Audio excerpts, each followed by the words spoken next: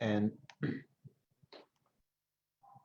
okay, so my dear friends, we are up to page 201. We just finished page 200 last week in the Mesilat Yesharim way of the upright. If you have the book with you at home, you're welcome to join along on the page. Otherwise, I'll be reading it as I normally do every week and translating as we go along and explaining, hopefully with a lively discussion as well. Again, I remind you, if you have any questions while we're at it, on the Zoom platform, please raise your hand. If you're on the Facebook, I won't see it till after the class. It is live on Facebook Live right now, but I will not be able to see any of the questions while the class is ongoing. So to all of those who are on Facebook Live who want to participate and ask questions, please join the Zoom part of the program. Okay, so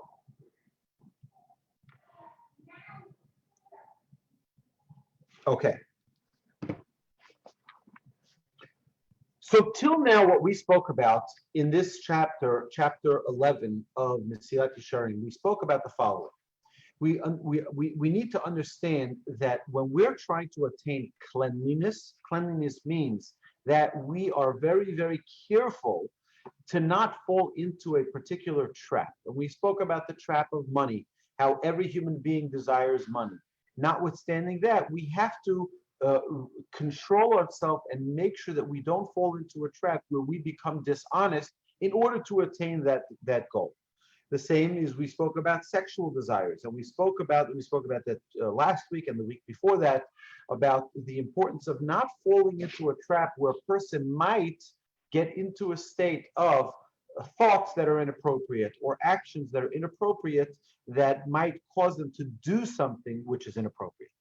Now we're going to go to a different area, which is foods, all right? Forbidden foods. The harmful effect of forbidden food is not limited to foods that are of the inherently non-kosher species. So we could in order to inform us that not only non-kosher species of animals or vermin are the impure foods that contaminate a person, but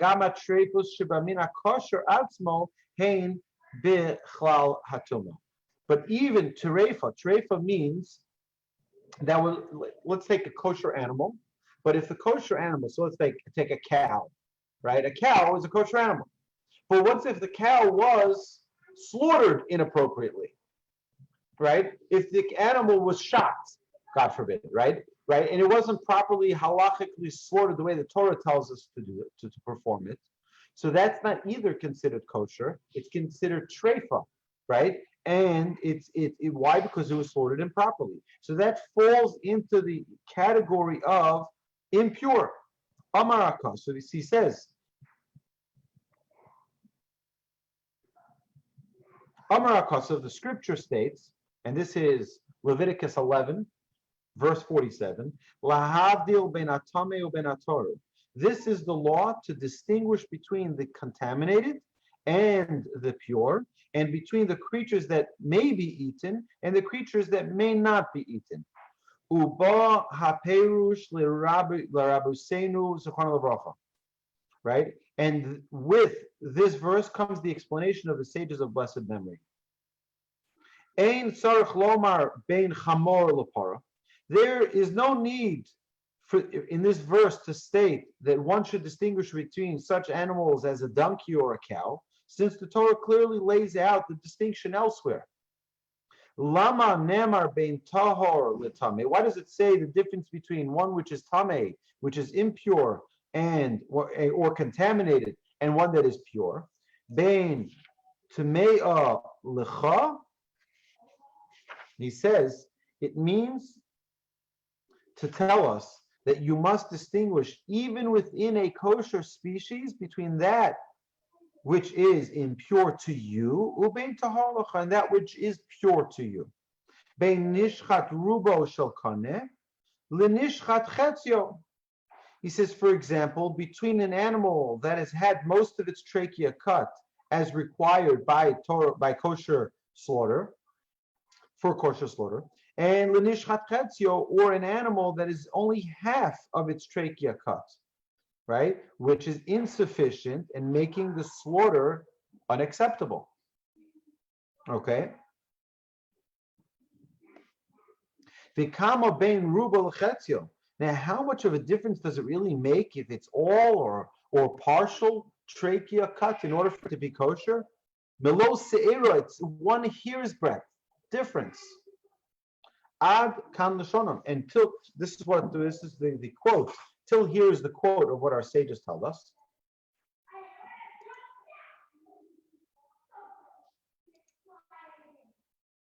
He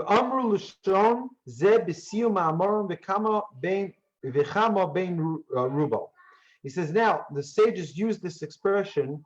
Now, how much of the difference is there between the trachea and half of it? And the end of their statement, laharos, why do they say this? Laharos kama nifla koach hamitzvah. To demonstrate, why did they say this? To demonstrate how remarkable is the power of a divine commandment. When the Torah, when God gives us a commandment, it's remarkable how powerful that mitzvah is. Shachut hasara mavdil bein tuma l'tahara mamish. He says 1 hair's breadth, right? 1 mere hair's breadth actually makes the difference between impurity and purity. We see from their interpretation of the verse that even a kosher animal that is improperly slaughtered, if only by an amount of a barely perceptible, right, is considered impure and has the capacity to contaminate the heart of one who consumes it. So let's those are the words of Ramchal here. Understand for a second. I know there are many people who have told me over the years. I've had students of various different personalities. I had a guy call me up once, and he says to me, he says, "Rabbi, I'm right now at the Palm on Westheimer. It's known as to be as a very high standard steakhouse, I believe, right? Shellfish. They got all that, all the non-good stuff there." And he says to me, "Rabbi, I'm about to eat some really good chazer. I'm about to eat some really good stuff." He says, "What bracha should I make? What blessing should I make?" And you know, it's a good question, but really an awful question, right? It's a good question. You know what? I'm about to enjoy myself. Right? But God says it's not good for you. It's like, imagine your father tells you, "Don't take the lollipop," and now you ask your father, "Okay, you're holding the lollipop, you're about to eat it," and your father said, "Don't do it," right? And he says, "By the way, Dad, what blessing should I make?" Right? What are you talking about, right? Now, we have to understand something, is that when we're talking about the ideas of kosher, the majority, I'm telling you this having gone through rabbinic school and having learned the laws of very, very intricate details of what is and what isn't kosher, and what makes something kosher, and what mixtures are okay, what mixtures are not okay, etc., etc. Yeah, I want you to know something, that there are 3 particular areas of Judaism that the more you know, the easier it gets. The less you know, the more complicated, the more confusing. One of them is the laws of kosher. If someone isn't learning in the laws of kosher, it seems like it's one big mess. I have no idea what it is. I don't know what is kosher, what isn't kosher. Yeah, with the rabbis, if the rabbi says it is kosher, it is kosher, it isn't kosher. I was once in San Antonio with my wife, and we walked into this ice cream, it looked like almost like homemade ice cream shop. It was one of these like really boutique ice cream stores. And we went in, we said, by any chance, do you know if this place is kosher, if this facility is kosher? So they said, "Oh, we're not kosher." So I said, "How do you know? Maybe you're kosher." They're like, "No rabbi ever came in here and blessed it." So to them, their understanding of what kosher is the rabbi comes in and blesses it. And I've heard that many, many times before, where people think that it's the rabbi comes and blesses it and then it's kosher. That's nonsense. That's ignorance. That's not true, right? That's not what makes something kosher or not kosher. So what is kosher, what isn't kosher? So, well, we have to learn Leviticus 11, and the laws tell us very, very clearly what is and what isn't kosher. Now, if it falls into the category of kosher, meaning it's from a kosher animal, it still has to be slaughtered properly. It's very easy, by the way, to keep kosher if you're vegetarian. People think if I'm a vegetarian, I can, or a vegan. Let's go to vegan, right? Vegan might be very easy to keep kosher. It's not true, by the way. Why is it not true? Because do you know how many bugs there are in a typical leaf of romaine lettuce? You know how many bugs there are, right? A bug is prohibited. You're not allowed to eat a bug, right? So before we open up a pack of romaine lettuce, right, my wife prepares the counter and she's about to go through stalk by stalk, washing it, checking it to the light, right, to ensure that there's no moving creatures in there. Because while it may be very healthy for you to eat, celery, or to eat lettuce, or to eat any of those greens, it's not what Hashem wants for us to eat those little bugs that are in there. So we have to check it. When you go to a kosher restaurant, you're wondering, why do I have to pay more for a kosher steak? Because guess what? Just from a financial standpoint, you can understand this. So you have a slaughterhouse. Let's assume Tyson or Purdue, right? So every animal they slaughter gets put through the machines and gets sold on the market, right? 100%. Why? Because once it's dead, they chop it up and they ship it out. But in kosher, that's not true, because every single animal, before it's slaughtered, it's checked whether or not it's kosher. And after it's slaughtered, it's checked whether or not it's kosher. And it's checked, its lungs are blown into, you blow into it, right, to see whether or not there was a puncture in the lungs, right? So you have someone who's going to check to ensure that the animal wasn't treif, right? And even though it was slaughtered properly, there could have been a different defect the inside of it, right? There's a lot of manpower involved, but there's also a financial loss, because now what are you going to do with that animal? It's not kosher. It was slaughtered properly. We checked it before it was kosher, but now once it's slaughtered, we opened it up and we found that it wasn't indeed kosher. Now what are you going to do with it? Who are you going to sell that to? Nobody, right? So you say, you know what, let's make an agreement with Purdue. Let them get our treif stuff. Let them get our non-kosher, our unhealthy animals, which really is what it is, right? And they're going to say, 1 second, you have nothing on us because we don't have to buy it. And you're going to lose all that money. So basically, they have very strong leverage on the kosher market, because they say, we're not going to buy your leftovers. So they're getting it pennies on the dollar from it, right? So who's going to pay for that differential? Right? I would say that probably, I don't know the exact number, I have to ask, but I would say that probably 40% of animals that are slaughtered in a kosher slaughterhouse don't end up on the kosher market. That's a big hit, right? Where's that meat going to go? Where's that chicken going to go? Right? So they got to give it off. They give it off to Purdue and to the others, right, at pennies on the dollar. So that's when we buy kosher meat, right? We're buying the average of what it's costing them between all of those, and including that loss that they're losing. Okay, that's one idea. There's another aspect of this, which is that they have to pay for the slaughter. They have to pay for the one who washes it and cleans it and checks it. The one who's that every knife, right? There's another halacha, just so that you understand the sensitivity of the Torah and how beautiful the Torah is that an animal is not allowed to see its fellow animal being slaughtered, right? So you can't just walk into the pen and start slaughtering one after the other, like they do in Islamic. When you buy halal, that's what the animals have experienced, right? There's a slaughterer walks in and just starts slitting throats, right, one in front of the other, and the next was terrified. You know what happens to that meat? It tightens up, right? But when it doesn't have that fear, when it hasn't seen another animal get slaughtered, So then it's calm and it's relaxed and it's healthy, right? And it doesn't feel the pain of the slaughter in a kosher slaughter, right? But just so that you understand the process is that the shochet has a knife, and the knife, in order to check the knife, he uses his thumbnail to go over because it's the most sensitive part of your body, your sensitive part. So imagine you were to take the knife. Okay, I just have some random tool here, right? But imagine you were to take your finger and go it over the knife. You'll be able to feel every little nick on that knife, right? When a slaughterer slaughters an animal, every single slaughter needs to be checked. The knife needs to be checked again and again.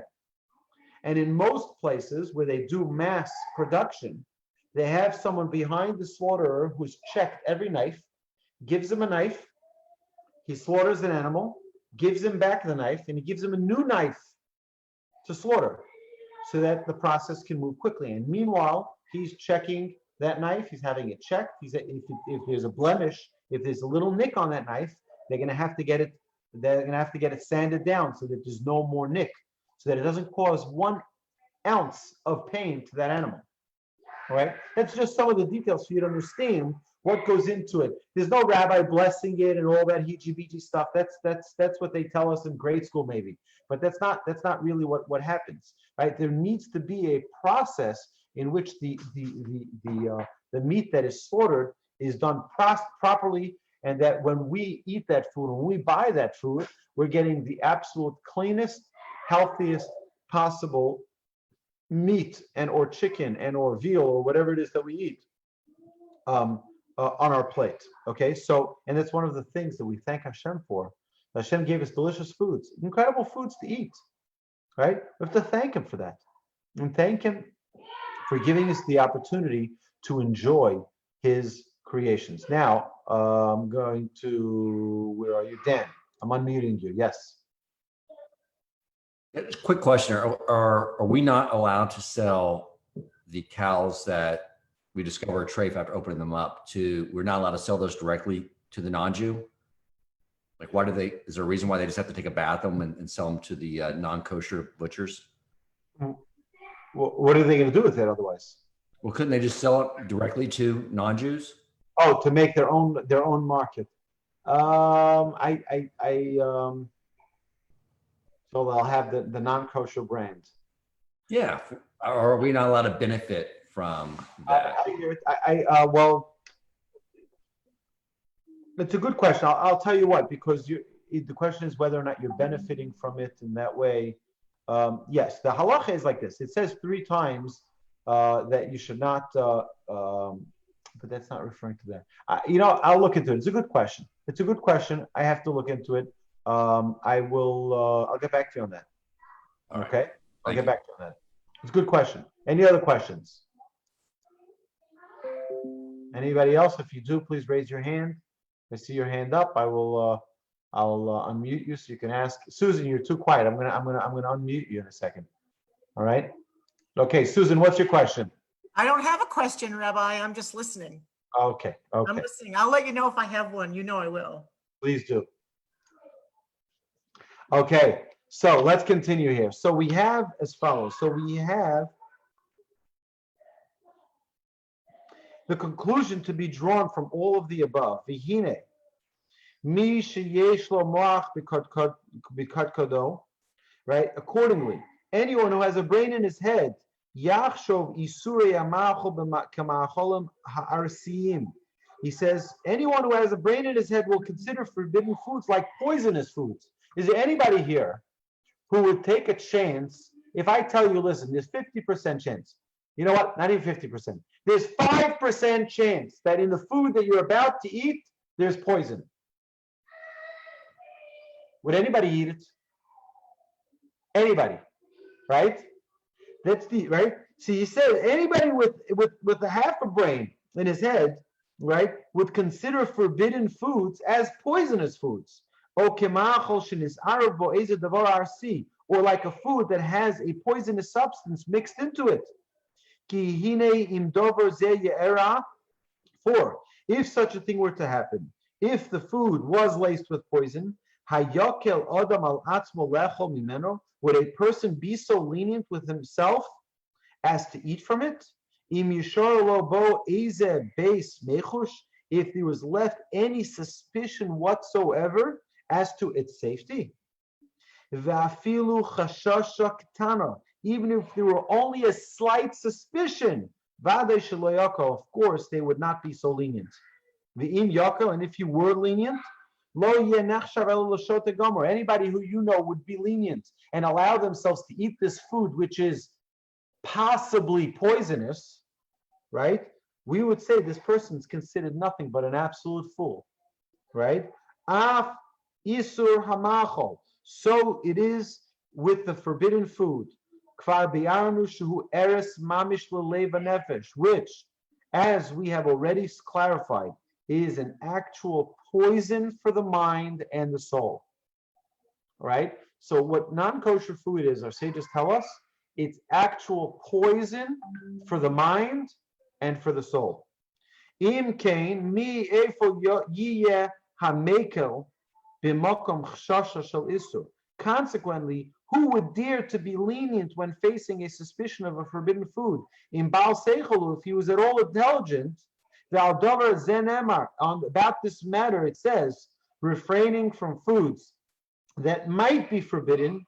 It is written in Proverbs 23:2, V'samto sakin below echa im bal nefesh ata. Put a knife to your jaw if you are a master of your soul, and do not lust for his delicacies, right?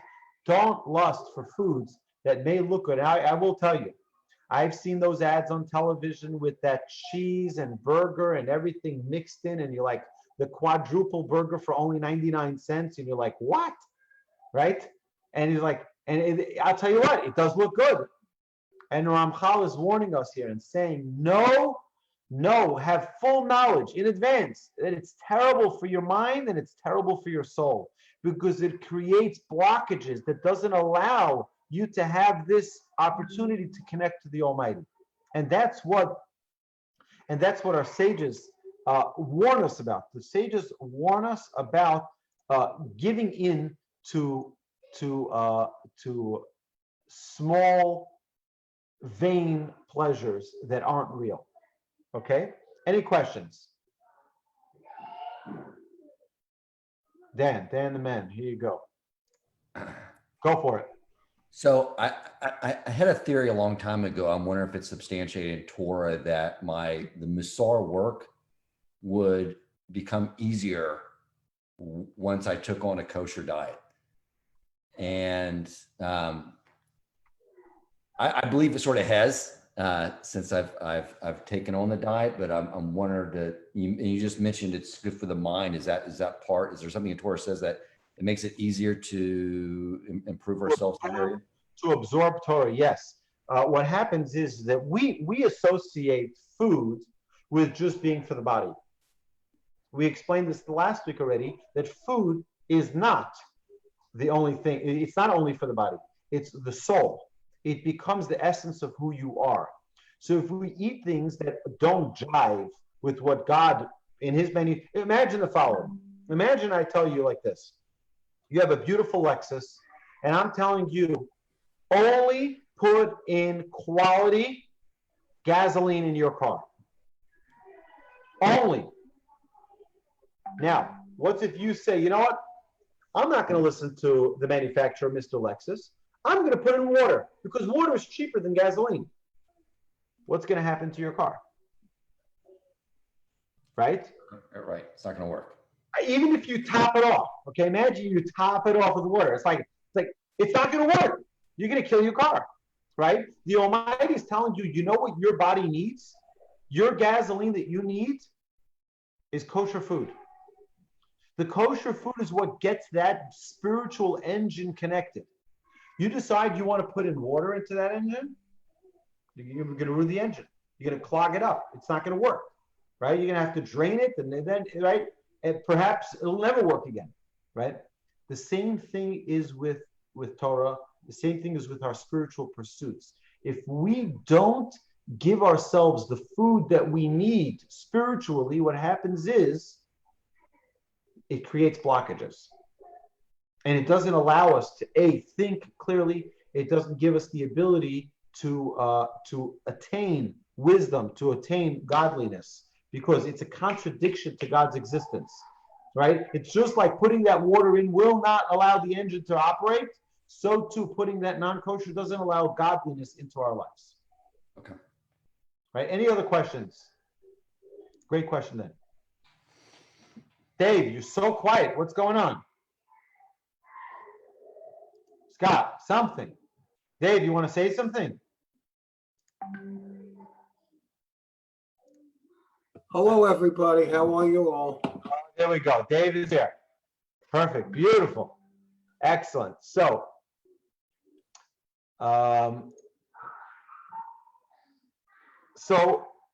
this is something that we need to understand. It's a very, very serious thing because, you know, food is one of those things. We all desire food. We all want to eat good foods. And we have to understand that food has great power.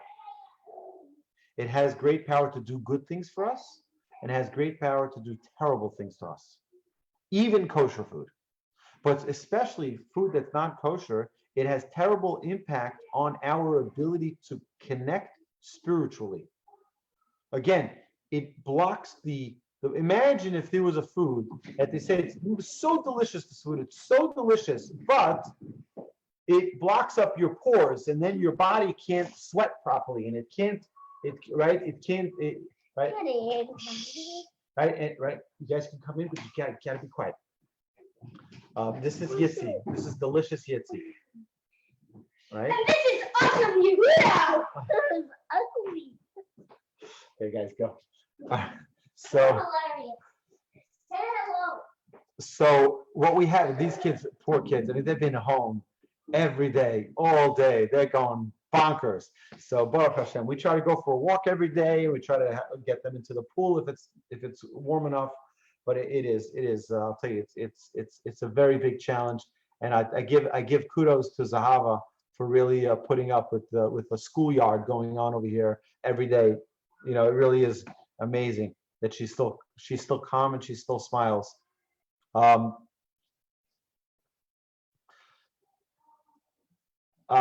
Scott is saying here, non-kosher burger so juicy because it absorbs blood once it's been slaughtered, gives a new perspective on what a good steak tastes like. Bye engine. There we go. Very good. Thank you, Ali. So the idea is that we have to understand God gave us the manual, right? He created this system called humanity. He's telling us, this is what you need to operate it. I'm giving you the manual. This is what you need, right? Take this manual and live by it, because this is the way you will maximize pleasure in this earth that you're going to be living. You want pleasure, by the way, not only physical pleasure, spiritual pleasure, right? Connecting with God is the greatest pleasure of them all, right? We can't do that if we don't have a healthy body. So this is not just like some theory that the Torah, that the Ramchal is coming up with. This is what the Torah is teaching us. We have to, now, of course, what comes into play here? What comes into play is that a person has desires and urges, and it's not always easy for us to let go of our desires and our urges, right? I want my double, triple, quadruple cheeseburger, and it's only 99 cents, right, at Burger King, and I just look at it, right? You look at it on the advertisement, it's like, wow, it's a bargain, and it's great, and it's, it's good for you. It's got to be good for you if they say it. No. Hashem is warning you. He says, yes, I know it's going to be easy. It's not only going to be easy for you to pick it up in every street corner. It's going to be so easy because it's going to make sense to you that you should eat non-kosher. Financially, it makes sense, right? It makes sense. But let me tell you something, okay? The greatest gift to the kosher market and to the excuses against the Yetzer Hara is Whole Foods.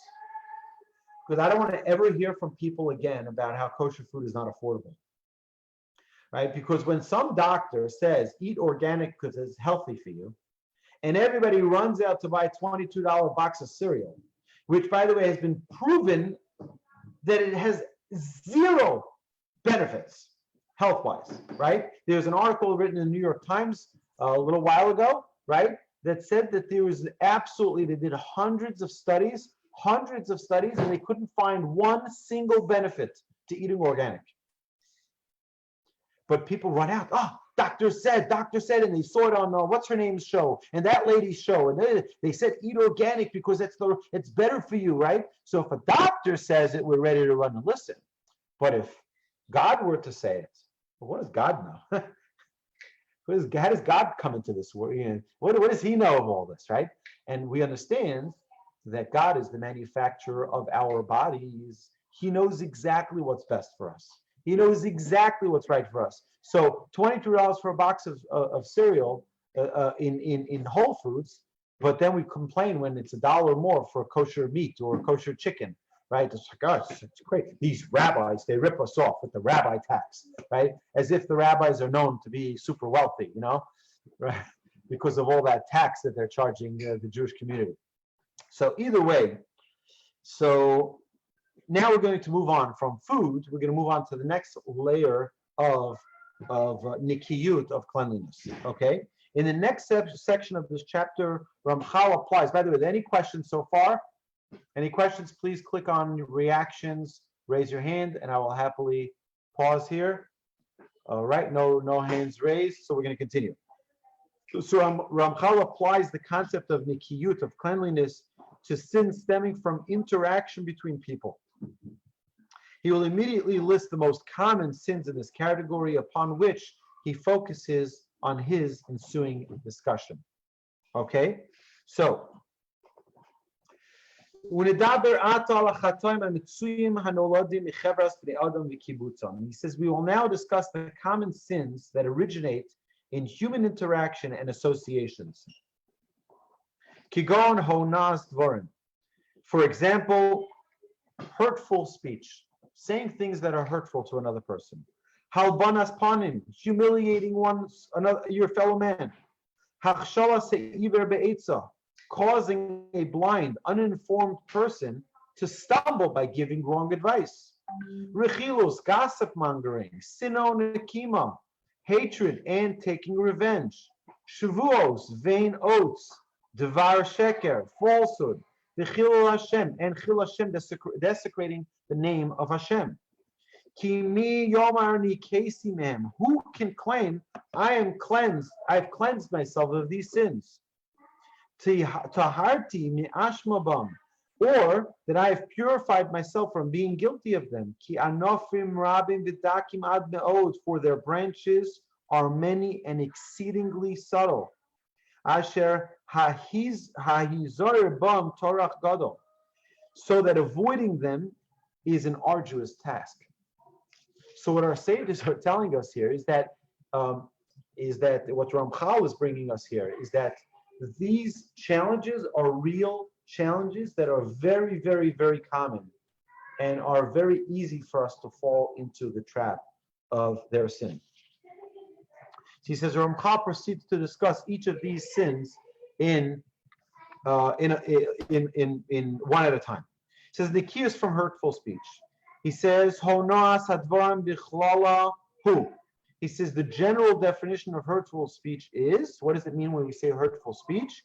He says ledaber b'fnei chavero levad sheyevosh mimenu, to say to one's fellow, even privately, something that results in him being embarrassed. So anytime you say something embarrassing to a person, you embarrass another person, you fall into the category of hurtful speech. Kol shekain ha'amira b'fnei rabim davar sheyevosh bo, and surely saying to a person something in public by which he will be embarrassed, or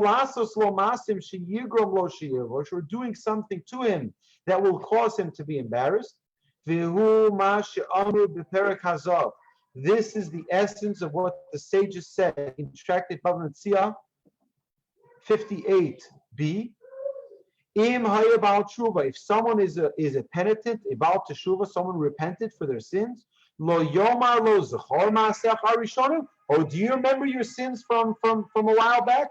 Do you remember your past sins? And if someone was a child of converts, one should not say to him, remember the deeds of your ancestors, thereby shaming him explicitly.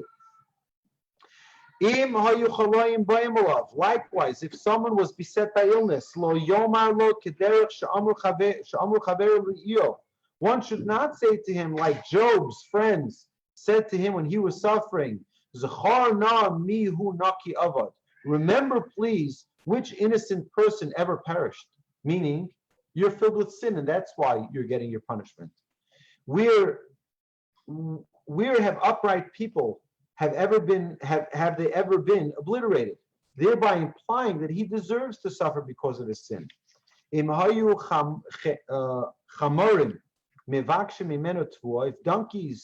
If donkey drivers were soliciting grain from him to transport for payment, so they could earn the delivery fee, Lo Yomar, he should not say to them as a prank, go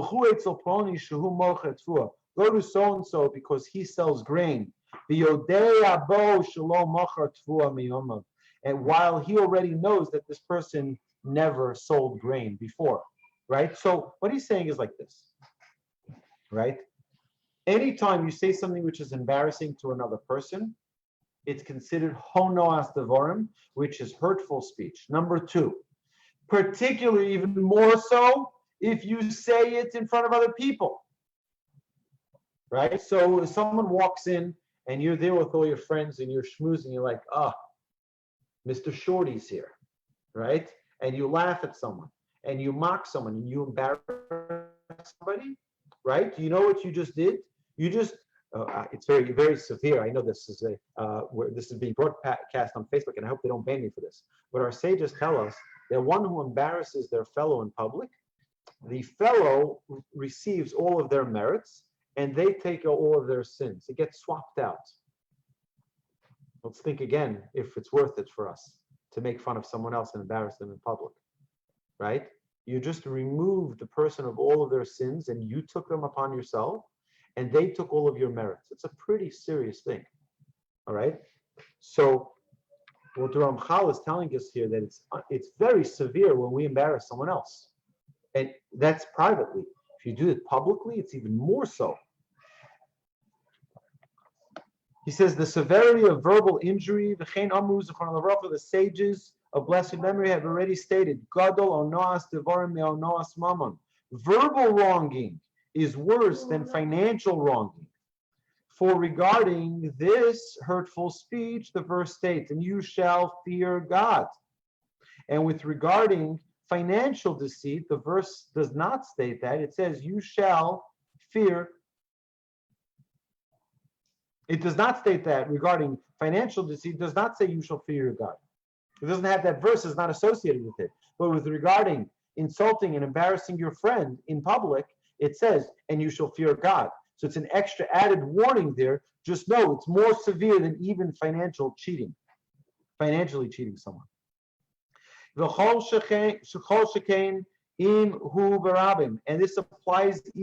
this applies if someone is in public. But even more so, it's even more severe if this is done publicly. For we have learned explicitly in the Mishnah in Ethics of Our Fathers 3:11, one who humiliates his fellow publicly has no share in the world to come. Rav Chizda said, all of the heavenly gates of prayer have been locked, except for the gates for those who cry out as a result of hurtful speech.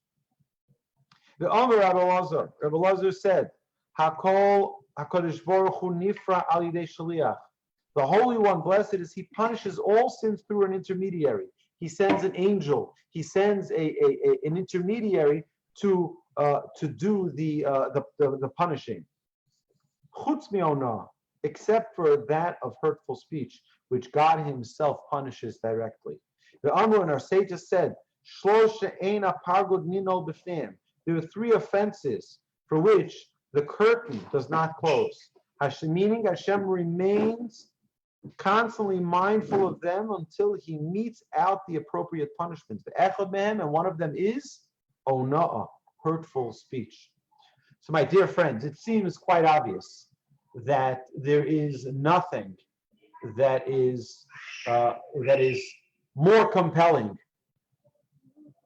of us to stay away from hurting other people's feelings than this. I mean, you think about this, and you see that the warning is so great. The warning of us not embarrassing our fellow, let alone in public, it's so severe. Okay, that our sages warn us of the severity of that. This person that you embarrassed publicly, guess what? They're going to be taken care of, and you're going to be punished. And God will not forget till that punishment is meted out.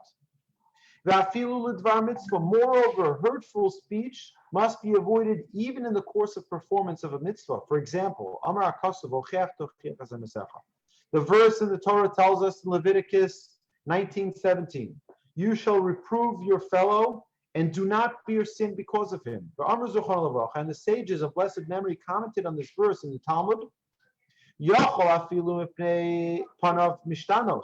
It might be thought that one should reprove his fellow even if, as a result of his face changing color with humiliation, right? Talmud Loma lo sisa olav chet. The Torah therefore states right after it, and do not fear sin because of him, right? That is, although it is a mitzvah to rebuke, one must still be careful not to bear a sin by humiliating the one he is rebuking. So now, while you have an obligation in the Torah to rebuke someone, right? You see someone do something wrong, you have a mitzvah in the Torah to go out of your way and talk to the person, to bring it to their attention that they've sinned. You're obligated to do that. And the Talmud says, just like there's an obligation to reprimand them accordingly, you have to be very careful not to embarrass them. That means, that's number one. There's another Talmud that says that you need to be careful that they accept what you say, because it's better to not reprimand if they're not going to accept, right? How do we know if they're going to accept or they're not going to accept? I'm not a prophet. I don't know, right? So that's why we've said this many, many times, is that if you don't know them well enough to know if they're going to accept it, you have no business reprimanding them, right? Imagine your spouse, okay?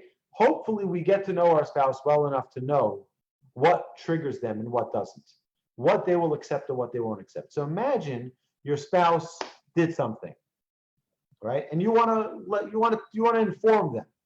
You want to tell them about the thing that they did. Now, you know that by you telling them, they're not going to accept it. It's going to start a whole fight. They're not going to accept it. You know what you have in front of your hands now? You have a mitzvah not to say a word. You have a mitzvah. David, you just got off the hook, right? You have a mitzvah not to say a word. You know why? Because our sages tell us that if just like there's a mitzvah to reprimand someone who will listen, there's a mitzvah not to reprimand someone who will not listen. It means you have to get to know that person well enough. Now, if you know that if I say it like this, they won't accept, but if I say it like that, they will accept, then you have to go and say it the proper way, in the way that they will accept it. That is your obligation.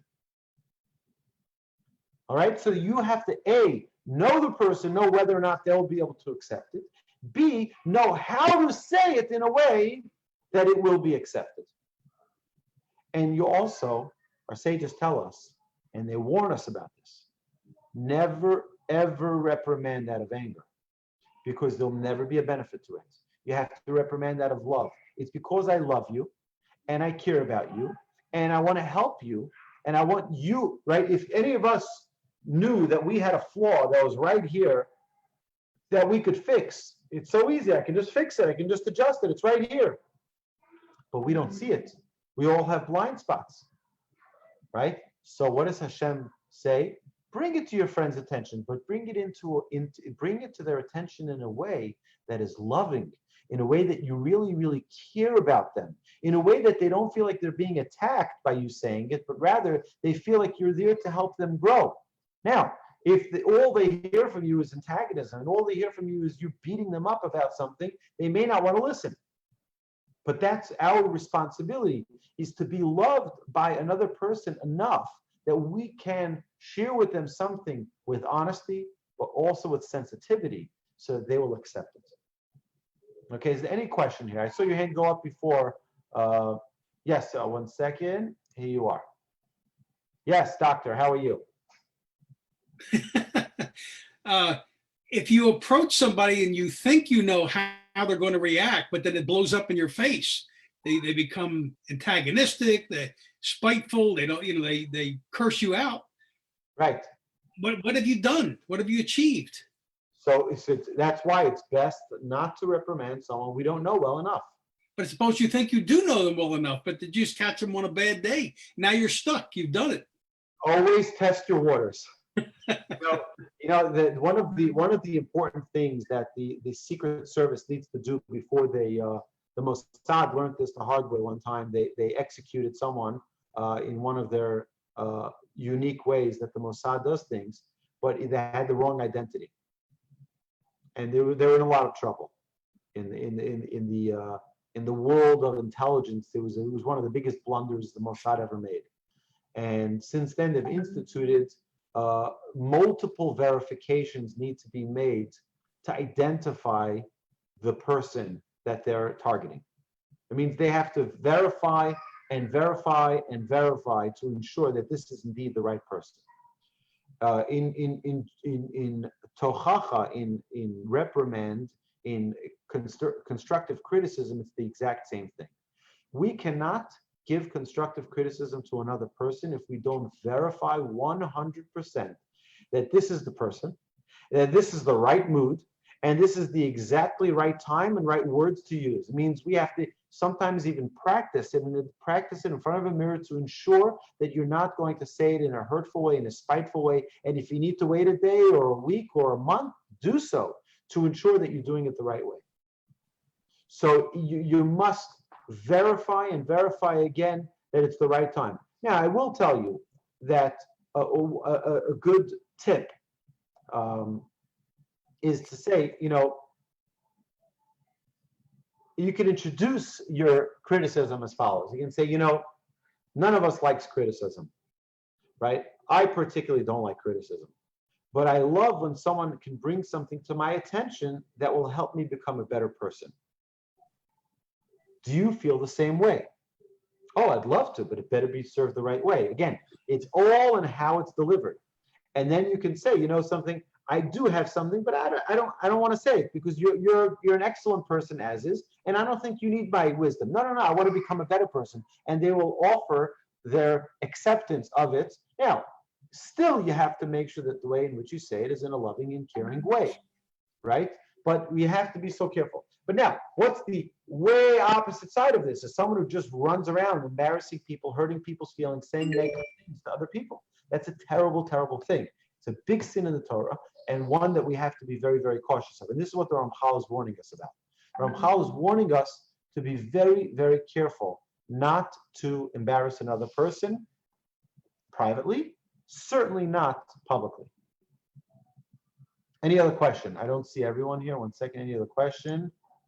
Hand up. Any hand up? Any other question? Okay, so let's continue now. We're gonna go back to our okay. So now,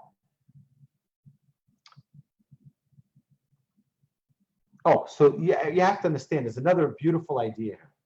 Is that what does it say? Exactly in the same place that we talk about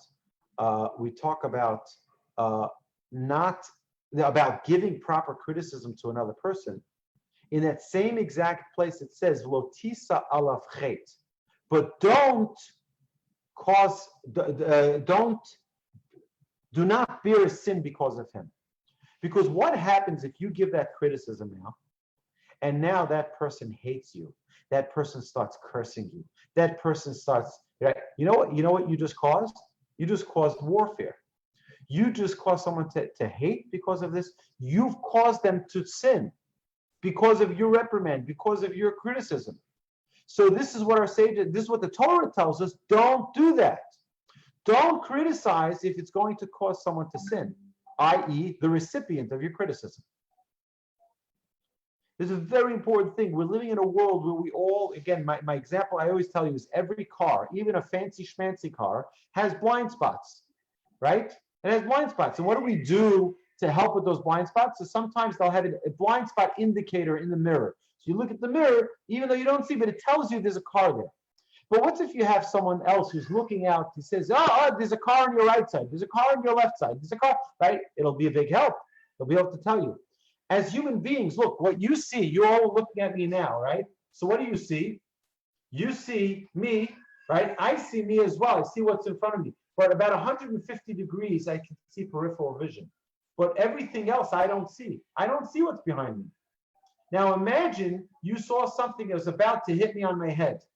Would you tell me? I hope so. I hope, right? Lenny, would you tell me? Right? I hope you would tell me. Yeah, you watch it. You have something that's about to hit you in the head, right? So that's what we have to understand when we have a flaw. It's like that brick that's about to fall on our head. We say, whoa, watch it. Now, all of us would like to be woken up from that blind spot, but it has to be done in a way that's fruitful. We have to do it because we love the person, because we care about the person, because we want to help that person become a better person, not because we're spiteful. I hate the person. You know, you should learn how to park. You should learn how to drive. And we can say it in a negative way, and that's not going to be fruitful or effective. It's only going to hurt the other person in a serious way. So let's continue here. Okay? Ramchal now says, he summarizes this lesson from the discussion. He says as follows. From all of these statements that I cited, you can see how far-reaching are the offshoots of this sin, and how severe is its punishment. Okay? It's a very severe thing. There's nothing that the Torah warns us more about than interpersonal relationships. People think like, oh, kosher, oh, Shabbos, oh, it's very important. These are fundamentals in Judaism. Embarrassing your fellow is more serious than all. In fact, our sages tell us, derech eretz kadmol Torah. Proper conduct between one and his fellow comes before Torah. It's like the prerequisite. Before you even get to study Torah and to study those laws, you have to be a mensch. If a person is not a mensch, don't even bother learning Torah. If a person is not a mensch, what the Torah doesn't talk to you. It's like, we brought this before. We've discussed how the Torah can't tell us anything. I'll start like this, okay? How can the people of the flood, of Noah and the ark, right? How can they have been punished when they've never been warned? They never got a Torah that warns them what to do, what not to do. There was no Torah given. You see that later on you have Esau, he was punished. You see Yishmael, he was punished. You see Abraham, Isaac, and Jacob were punished for things they've done, right? Abraham, let me give you an example. Okay, Abraham was punished, right? How was Abraham punished, and what was he punished with? Abraham didn't serve his angels water. He asked the servant, go fetch water for the passersby, right? Abraham was punished in that his descendants, when we were in the desert, right, leaving Egypt, we didn't get water directly from God. We had to get it through a messenger. Why? Because Abraham gave it through a messenger. So we see that there was punishment for the lack of proper action. We see Isaac, we see Jacob, we see the tribes, we see all of these examples till the Torah is given. Torah is given in year 2448. For 2,448 years from the creation of Adam, people have been punished left and right for sins they were never warned about. It's like, imagine you're driving in the streets and a cop pulls you over. You're like, sir, what happened? They said, well, don't you know that there's a speed limit here? And you're like, no, I didn't know. There is no speed limit here. Now, cities cover themselves because they have a city speed limit. But on highways, for example, if you notice, every time you go into a highway, there'll be a speed limit sign there.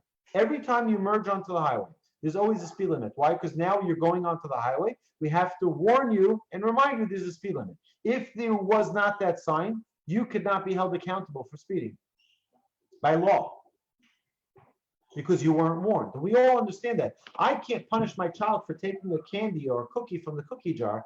I would actually pay them before Pesach, eat up all the cookies you can. But imagine if I didn't want them to take it, I can't punish them if I didn't warn them, right? Why not? Why not? Because they're not warned. How should they know they shouldn't do it? Right? We all understand. Ali, right? You can't punish someone if they're not warned. So how come for 2,448 years till the Torah was given, we see that there were people who were being punished, right? For things they were never warned about. How is that possible? Say our sages that there's one thing we're not warned about, and that is common sense. Common sense you're not warned about. The Torah doesn't need to warn you about common sense, and that's exactly the idea when we talk about basic conduct. When we talk about basic conduct with another human being, that's the prerequisite. The prerequisite for Torah is common sense. The prerequisite for Torah is also being a mensch. And part of being a mensch is not embarrassing another person, not alone, privately, and not in public. Now, there's a whole other part of this, which we'll talk about in future weeks, which is that it says that in Proverbs, it says, criticize a wise person and he will love you for it. Why? Because a wise person sees criticism as an opportunity to become better. A wise person says, I'm looking for free information. Give me free consultation, right? Sometimes someone needs to go to therapy. The therapist will tell them, maybe you should do this, maybe you should do that, right? Imagine someone who criticizes you is giving you free therapy. He's helping you adjust the things that you're doing wrong, perhaps, right? Maybe you shouldn't say it like that. Maybe there's a nicer way to say it, right? But it's free advice. It's free tools to becoming a better person. And that's why King Solomon says, criticize a wise person and he will love you for it. Why? Because you're giving him free advice. You're helping him become a perfect person. You're helping him reach his perfection. And that is the greatest value we have. Right? But again, on being on the delivering end, we have to make sure that we do it in a proper way. So are there any questions? I'm going to open up the mute. If there's any questions, I'll take them right now. Otherwise, we're going to continue here next week, God willing. Yeah, next week is, we'll do it next week. Why not? Even though next week we'll be searching for the chametz, but we'll continue our Torah study. Torah never stops. Okay, my dear friends, any questions? I'm unmuting everybody. Yes, Yes, please. I have a question, Rabbi. Please ask, Dave. And I'm pretty confused about this, okay? Okay. You have stated before that if you see somebody doing something, and it annoys you, you're really seeing yourself. So you see something and you go to something, you say, did you see what that guy just did? You say that to somebody. You're really saying, did you see what I did? And then you turn around and you say to the person, boy, why did you do that? And but then you're really talking about, why did I do that? So I'm all confused. I feel like not saying anything to anybody right now. Yeah. Well, that would be a good thing for us not to say anything to anybody unless we absolutely have to. It is a good custom for us to be out of the business of trying to make everyone else perfect. Our job is to make ourselves perfect before we perfect other people. That's Good way to put it. Yep. That's number one. But there's also even though we see something in someone else, doesn't mean just because we have it ourselves doesn't mean we shouldn't bring it to their attention. Okay, I mean, you can say, something. Michael, I want to share with you something. I'm struggling with the same thing, right? I want to bring it to your attention because I see that we're on the same page. David doesn't like it. David doesn't like it, right? Well, okay. I can't imagine me criticizing wise people. I struggle with that. You know what? But it says that the great, the wise people, the righteous people, they would go to little children and ask them for advice, and ask them for criticism. Children are very honest, by the way. You want to know how the food tastes? Ask a child. He'll tell you, it's terrible, right? You ask a child. They will tell you exactly what they think. They're unfiltered, unadulterated. They'll tell you the honest truth. Now, the problem is that in our culture today, we'll tell our children, no, only say nice things, right? And the problem is that then we don't get honesty. So that's a different problem. But Hashem should bless us all, that we should always see the good in other people. Like one of the great prayers said by Rabbi Elimelech. Rabbi Elimelech was one of the great Hasidic masters.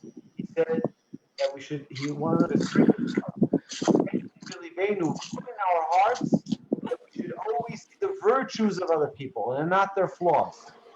We should always see the virtues of other people and not their flaws. We got some visitors. Happy birthday to you. My Hebrew birthday today. Happy birthday. Happy birthday, dear Rabbi Wolbe. Happy birthday to you. Hey. Oh, all the way in the back. That's a great surprise. But we have to wish him a happy birthday. The whole Thank family. you so much. I love you guys. Bye. Bye-bye. Okay, so what were we saying? Before we were rudely interrupted. Oh, may I ask a question? Sure, please, Joshua. Okay, my question is, does God care more like it's a Jew? I'm make some fun of someone or embarrasses someone, or a non-Jew makes fun of someone, or does he care equally if anyone does it? I think that the rules we have in the Torah are really meant for mankind, for all of us, to have a proper way to understand the way we should conduct with ourselves and with other people. And there's no question that it's an obligation for a Jew. It's not an obligation for a non-Jew, but it certainly is a very important, way for a person if they want to be living in a spiritual world. This is no question. That's Okay. Thank you, Dr. Any other questions? All right, my dear friends, have it Just a comment. A comment. Let me hear. Uncle Lenny, let me hear. Just a comment. Two comments. One is that I came in late, and if you already said this, then I apologize. I've read before that embarrassing someone is the equivalent of committing murder, because blood rush. Did I miss that? Had you already said it? Mention it. Pardon me? You did or didn't? I did not mention it this time. I'll thank you for bringing it up. It's a very good point. Because the blood rushes to the face when you blush or whatever, and that it's considered the same as you murdered that person. The other thing I wanted you to clear up something for me that I really never understood. So you said that we know the Torah was given for 48. Is that correct? Correct. Okay.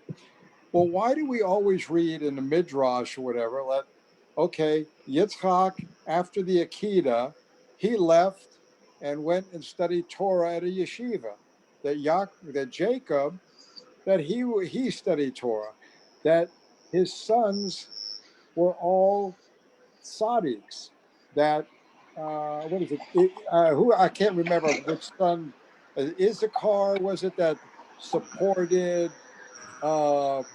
forgot whether it was in the study of Torah. So we read about all this Torah study before 2448, and I never understood that. So I'm listening to you.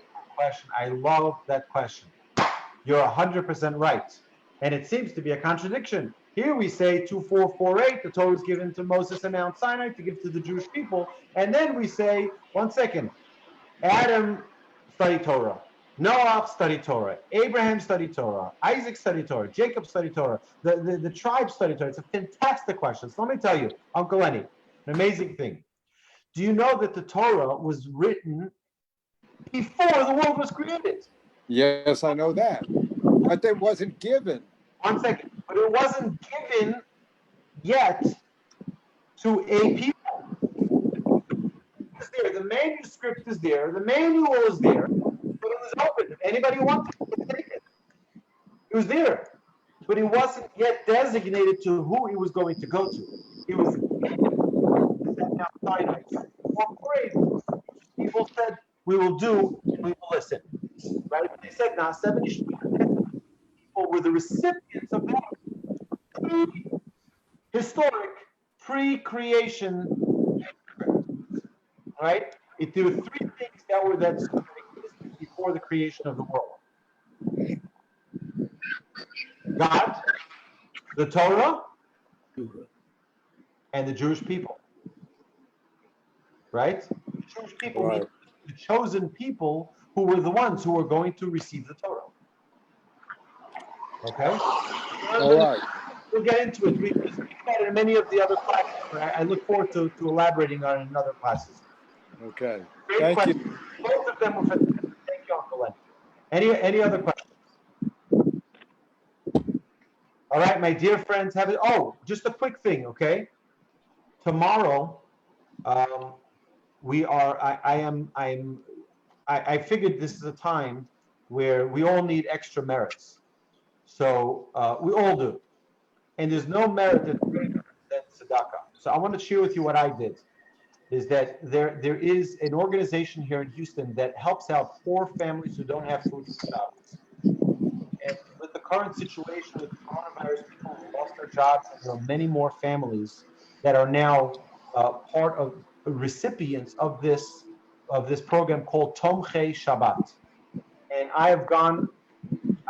I went over to them and I said, listen, they're doing a campaign tomorrow. I said, I want a team. I want all of my Torch friends to be part of this opportunity to help provide food for Pesach for families, for needy families. There's no great better. I'm going to be sending out an email tomorrow with the link to my team. Please support them. Please support them.